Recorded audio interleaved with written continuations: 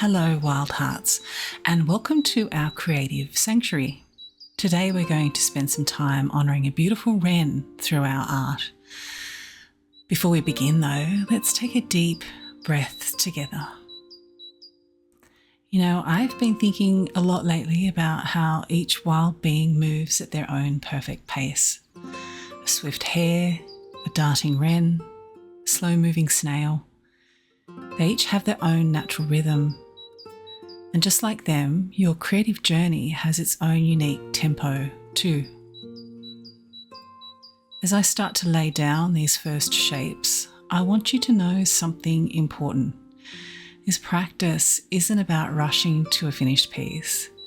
It's about being present with each mark we make, each observation we gather. Think of this as a conversation between you and the wild being that you're studying. Look at our little wren friend here. Notice how they hold themselves, how alert and present they are. When we really take time to observe our wild kin, something magical happens. We begin to see ourselves reflected in their eyes, to recognise our shared wild spirit.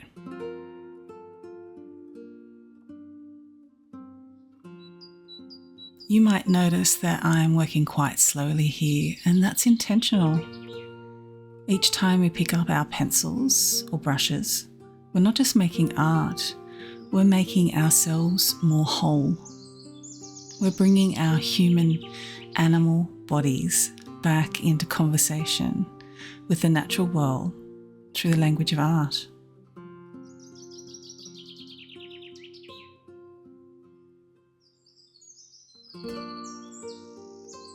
Sometimes people ask me why I spend so much time on details. But you see, this isn't just about making a pretty picture. It's so much more than that. It's about remembering who we are. It's about each careful observation, each mindful mark being a small act of rewilding. It's connecting to something ancient and precious within ourselves. It's remembering that we are a part of the wild, not apart from it.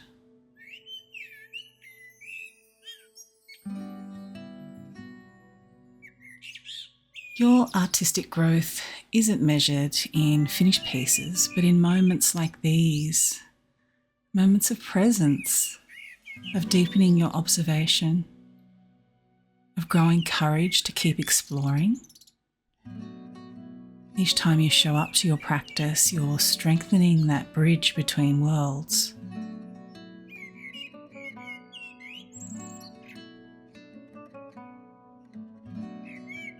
Remember that there's no rush, no pressure to create a masterpiece, just the joy of being present with your subject, allowing your curiosity to guide your hand.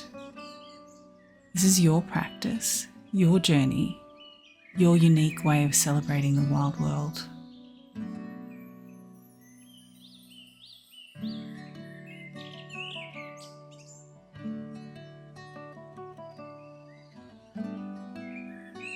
Things just take time to create.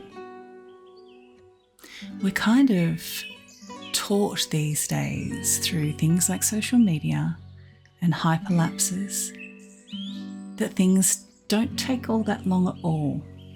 Our brains find it really hard to understand that what they're seeing isn't actually reality, that a 60-hour painting shown in 60 seconds is not actually achievable.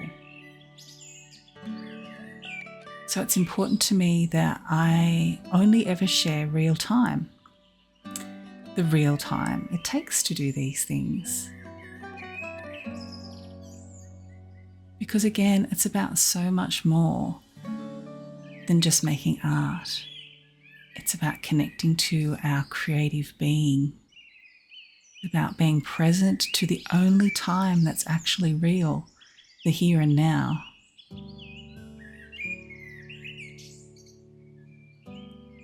And it's also a way to celebrate the fact that these human animal bodies are able to create such beauty, that we can see detail, we can understand other beings by viewing them, by taking them into our body through our eyes, and then use our hands to create something that was not there before, something that honours what we've seen, something that shows the connection that we built with the being that we studied, with our creativity, with the creative energy of this world.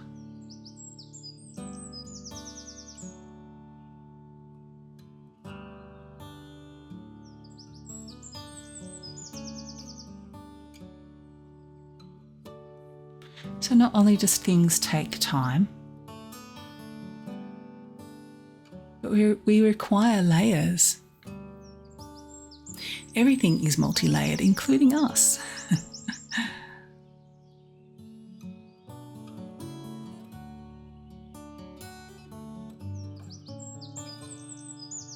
We can't expect to have a beautifully finished piece of art in a single layer.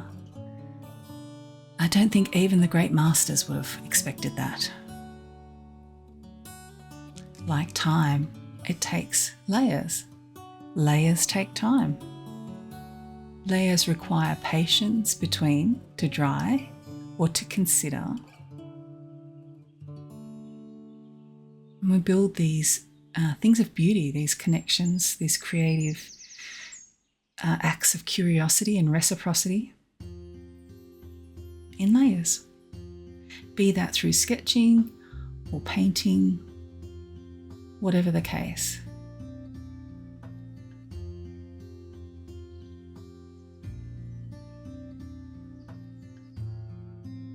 And so with layers comes those layers that feel really, really stretchy, the kind of messy middle, what you might call ugly layers. And this is where a lot of artists stop, actually, because it becomes a bit scary. You start to think, what have I gotten myself into? This is never going to look like what I want it to. Clearly, I'm not capable of doing this. When all it requires is more time and more layers. Patience, resilience, keep going and keep going and keep going.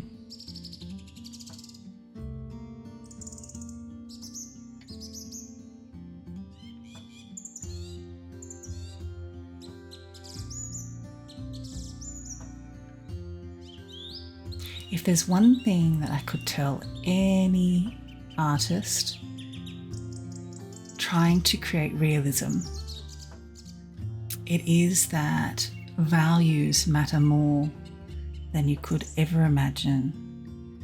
When I'm talking about values, I mean lights and darks. Your lightest light is only going to shine if it has some dark to bounce off of. So we require lots of darks, lots of dark values in order to give context to both the lights and then all of the mid-tone ranges as well. And you'll see as this painting progresses that it only starts to look quite realistic once the darks are added in. And again, that happens in layers.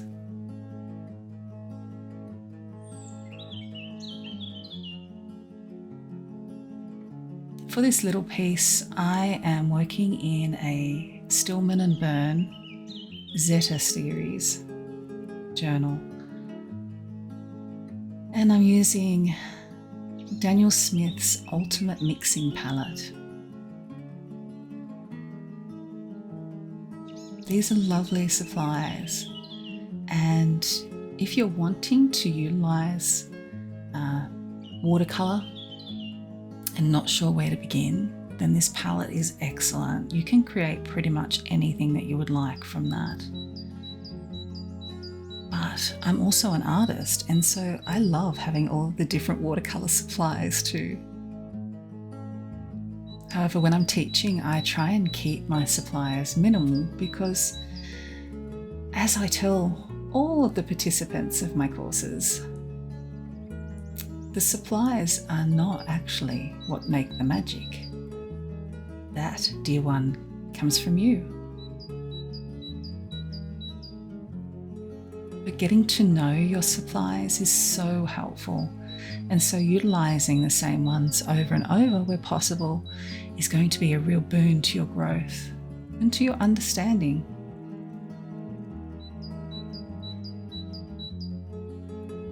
Can you see that by adding those darks around the eye, that there really is a shift now in how the painting feels? Starting to look a little more lifelike, right? Starting to feel like perhaps that eye belongs to a gorgeous being of some sort.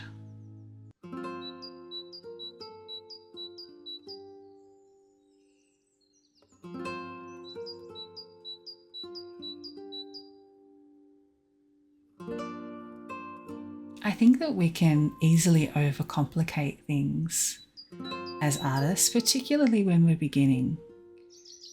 And I really feel that creativity thrives with boundaries. So choosing to utilize one particular palette or just a group of different supplies is actually really, really helpful. It's really expansive, which sounds kind of funny considering that you're putting a limitation on.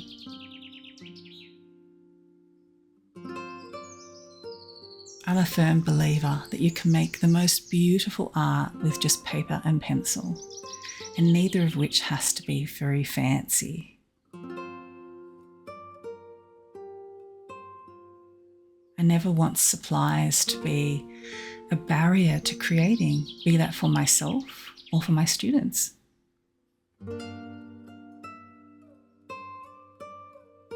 It's funny how sometimes we feel like we have to have the perfect supplies in order to start, and yet we won't use some supplies because we think they're too good, that we're not worthy of utilising them.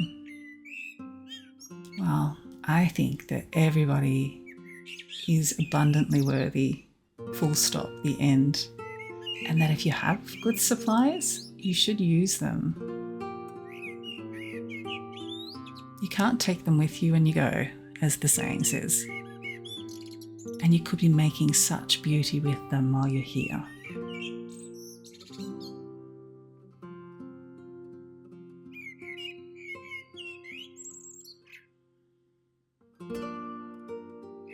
Studying our wild kin gives us so much opportunity to see such wonder.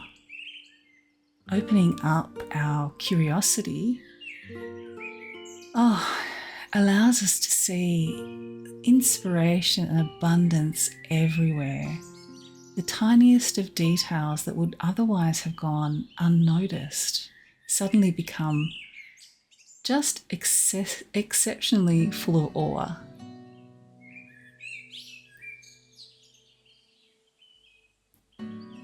I guess there's a reason it's called childlike wonder, right?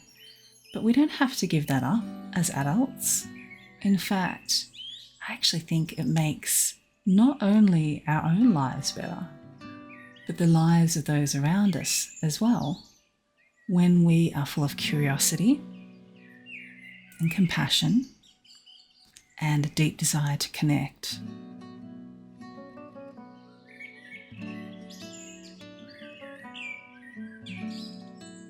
I always think of how utterly perfect the tiny, tiny match-like thin legs of tiny birds like these are.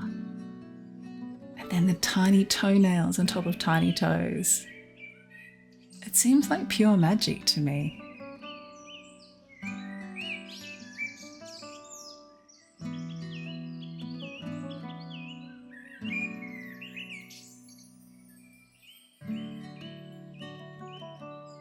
So we've done lots of layers to get to this point. Things take time. I'm showing you just a small portion of this video. And I have these and a lot more like this within my community, Hedgerow, which is, a sanctuary of sorts for women artists. It's a safe and inclusive place where we can really dive deep and unfurl into our creativity at all stages and all ages.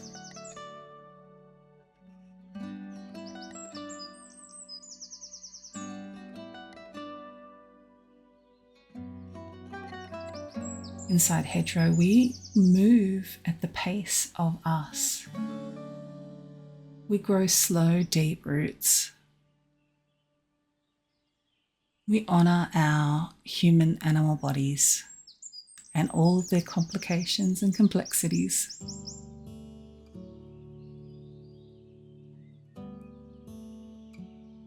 As we finish up here, I want you to know that whatever pace you work at, whatever style speaks to you, your art matters. We need your unique voice, your way of seeing and honouring the wild. Thank you for spending this time with me today. I hope you feel inspired to pick up your pencil and connect with a wild being who calls to your heart.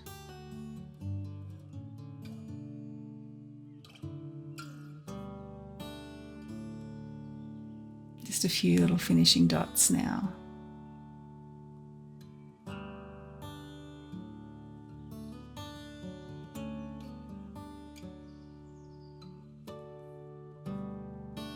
Until next time, my friend, keep creating.